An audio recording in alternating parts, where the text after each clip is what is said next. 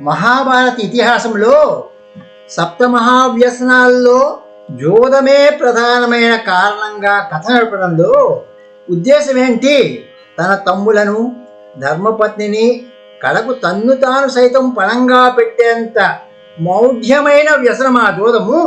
ద్రౌపదీ వస్త్రాభరణం వంటి పరాభవానికి, దౌర్జన్యానికి, కడకు కురుక్షేత్ర మహాసంగ్రామానికి దారితీసేంత ప్రమాద కారణమా జోద క్రీడ?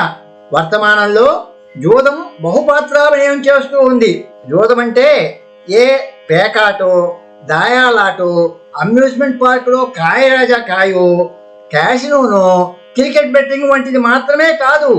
మల్టీలెవెల్ మార్కెటింగ్ లేదా చిట్ల వ్యాపారం పేరుతో జరిగే మోసం కూడా జోదమే.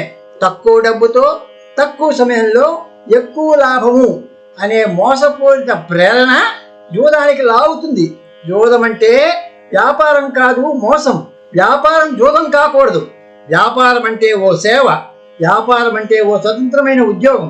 అందుకే జోదర మనస్తత్వానికి పతనమే ఫలితం. అందుకు మహాభారతమే దృష్టాంతం.